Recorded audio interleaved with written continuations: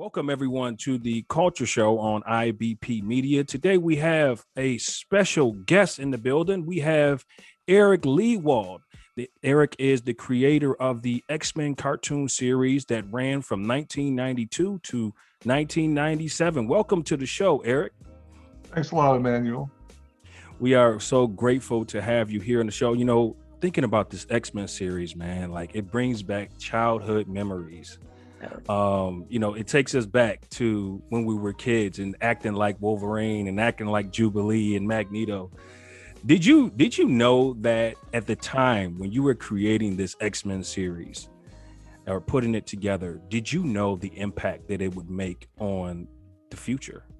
Well, to be honest, Manuel, nobody was involved in it was really sure it was going to last more than one season. It's hard to think back then, but there were no Marvel movies, and there have been a few Marvel TV shows they tried. They hadn't really done that well, and the word out here in Hollywood was, Marvel stuff doesn't work on TV and movies. So it's big in the comics, but that's a small group of folks that just are not our audience. So we'll put up with this. And a lot of people fought for 10 years to get this show on, people that love the X-Men. And every year they're told the same thing. Nah, we just don't see it working on TV. So when we did it, all those of us on the creative side, the artists and the writers, were really excited because it's such cool stuff to write and such cool stuff to draw.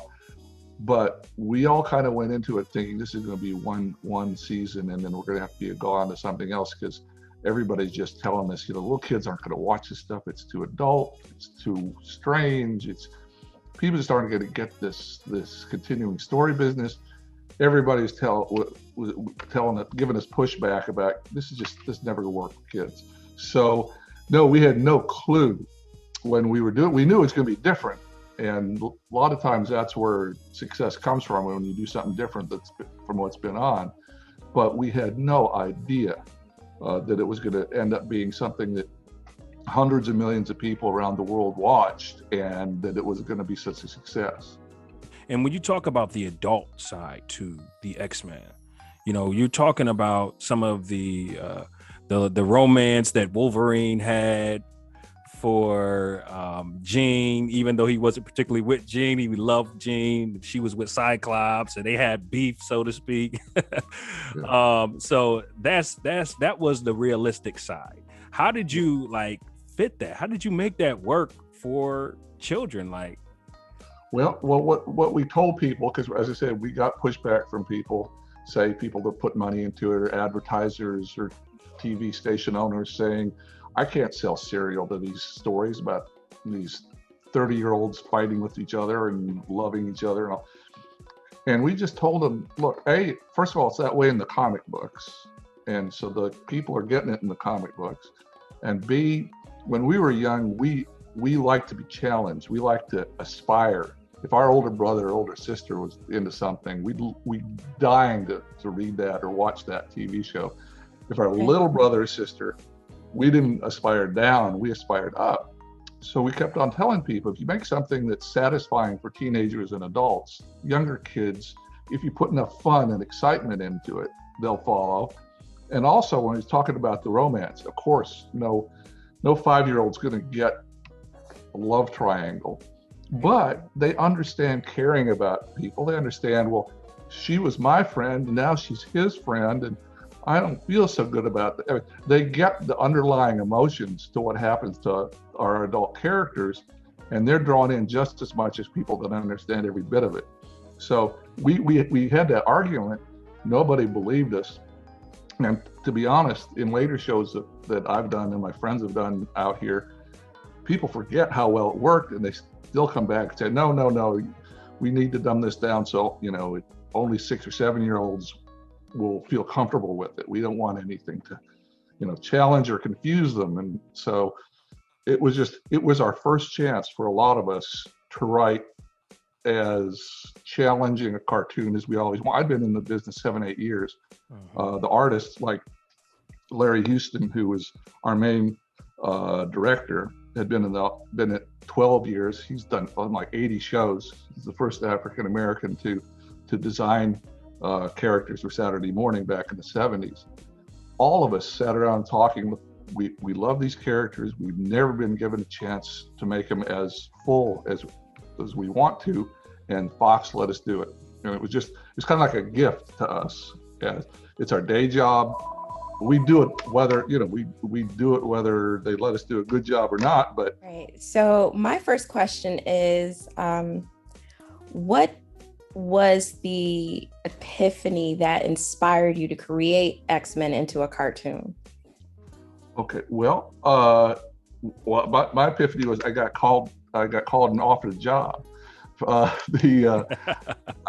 It's it's a small animation is a small corner of the business out here. Maybe a few hundred people were in it back then, and if one of the first people I had a chance to work for out here when I was younger is a guy named Sidney Iwander, who was ended up being a main guy at Fox TV. And you do your best work for somebody. You hope maybe in the future they'll end up in a bigger place. You'll end up doing something, whatever. So 6-7 years later, he's at Fox and he calls me up and said, "Well, can you help us out with Beetlejuice for a year?" So I worked for a year for him and for the Fox. Fox was a brand new TV network at the time, little bitty one compared to the ones it was competing against. And so I and a couple of my buddies did a season of Beetlejuice for Sidney. And then he knew that X-Men was going to come some point. It took him a couple of years to put the business side of it together. And then the night before the kickoff meeting, when we all got together to do this show, he called me and said, "You're going to do the X-Men." And I said, "Well, I really don't know that book, Sidney. I know some Marvel books, but I don't know those characters." He said, "That's all right. That's all right. Trust me. You're the right person you got the right tone for this. Just come in the morning and meet Stanley and meet Haim Saban, all these people that are going to do the show, and just shut up and listen for the meeting. Pretend you know what you're going to do for the next year, but we're good." So a buddy that I'd worked for twice had the responsibility of deciding who was going to be in charge of the writing, and he just, out of the half dozen people he trusted, he thought I fit best. That's all. I didn't push for it. I didn't ask for it. I didn't know. So it was a surprise. Eric, there was I believe it was in the late 80s. I don't remember the exact year, but there was an X-Men video cartoon that had come out. Mm-hmm. And Wolverine was portrayed, his voice was I believe it was a Scottish, if I'm not mistaken. It was like Australian. Okay. It wasn't right. Yes. And it just was like, it didn't feel right to me. Like, when you saw that, did you take anything from that when you created your series, or you just kind of like disregarded it? Well, to be honest, that one-off, that single episode that they tried to get together to do an X-Men show, it affected us because it kind of showed us what not to do. They spent good money on it, which was good. It looked good. The animation looked good. But what had happened on that was some very creative people got together and had taught, and this woman, Margaret Lesh, who made all this happen, this lady made all this happen. At the time, she was working at Marvel Productions, and she was begging people to do an X-Men show, and they wouldn't do it, and they wouldn't do it, and they wouldn't do it. So she kind of eased some money from another show and made this kind of on her own, and took the risk to say, "Okay, here, I'll spend $300,000. Look how good an X-Men TV show can be." So she got some really good artists. Mm-hmm. They're all set to do a nice job. But at that point, sometimes too many cooks get in and spoil the broth. Right. The business people got in and said, "Oh, well, you can't just have those 6 characters. You got to have maybe 20 more thrown in here. Mm-hmm. And you got to make Wolverine Australian because Crocodile Dundee is a big hit right now." Literally, that was the rationale. So it had nothing to do with being, with respecting the comic book readers or respecting the history of X-Men. It was just, how can we sell this to children? So the wrong people at the top got together and made some of those decisions. And so when that one came out, prior to the X-Men came out, it was kind of a jumble. They tried to stuff everything into it like a commercial or something. Mm-hmm. And so the story didn't make that much sense. You didn't fall in love with the characters, which is the kind of the key to TV show success. You didn't spend enough time with any of them to fall in love with them.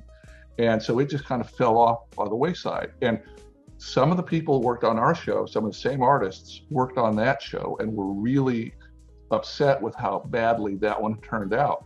And so we got our chance, and some people above us started saying, well, why don't you change this? Why don't you change that? For ours, they just said, no, line in the sand. We put up with that once. We let you all screw with us one time. Mm-hmm.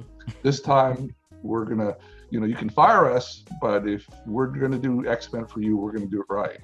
And so there were half a dozen folks, Larry, Will Mineo, another artist, was the supervising producer.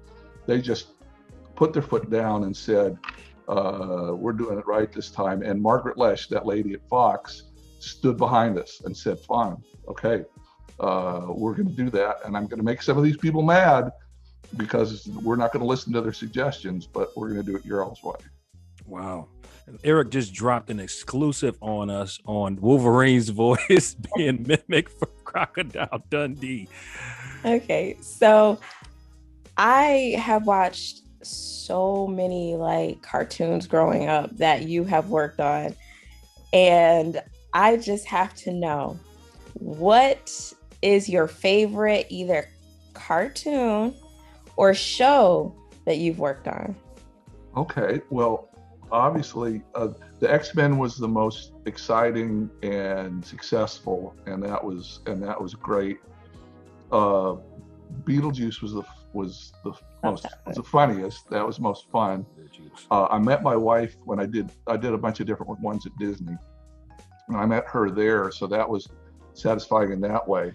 But to be honest, the first one that got on TV, of all things, a silly show called Challenge of the GoBots at Hanna-Barbera, was this Transformers kind of show. I remember that. It was cheap and it was silly, but it was this thing where I've been trying for 5 years to get into the business out here. And a friend of mine and I got our foot in the door and were given a chance to do an episode of that show. And we put all of our heart and soul into it.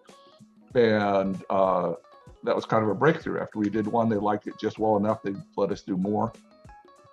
But seeing, your first one, the first one that was the most exciting. Seeing your name on credits was most exciting. Now that one came out in 1985, right? That's it. Oh yeah. I remember watching that as a little girl. And I mean, watching it as a little girl when I was born a few years after that, but watching it, I didn't quite understand it until I got a little bit older. And then you start seeing like all these other shows that are kind of knockoffs of it. And you're just like, no, I'm going to stick with the original. Yeah. Oh, and by the way, Winnie the Pooh was great. Of all things, I love X-Men. And I did like a lot of hard, tough shows like Street Fighter and RoboCop and things. But I did 4 Winnie the Pooh stories for Disney, and that was just great fun. I mean, it's a different side of yourself. Oh, I bet. What was it like working with the actors who voiced Winnie the Pooh and like Tigger? Now X-Men actors were great, but a lot of times we writers were so busy turning out 25 scripts in a year or whatever we need to get done. Sometimes we don't get a chance to go into the recording sessions. Sometimes we just have to hand it over to a voice director and trust that they're going to get it right. With Winnie the Pooh, we were able to sit in on all those, and we didn't on X-Men. The voices were recorded in Canada, so we would get. This is how long ago it was. We'd get snail mail of audio cassette of their voices. We'd hear it, listen to them, and we'd give notes and send them back. But Winnie the Pooh, we got to sit in with these wonderful world-class actors, and sometimes when you write a script, it comes out and you say, well, they didn't quite get it. But when we were in the booth with them and watched them bring it to life and make it even much more special than anything we'd written, that was really magical. That was the best voice actor experience we had in person was for Winnie the Pooh. Oh, that's awesome. Wow. Winnie the Pooh, Darkwing Duck and Beetlejuice. Gargoyles. Love, man. Shout out to Michael Keaton. You know, he killed that role.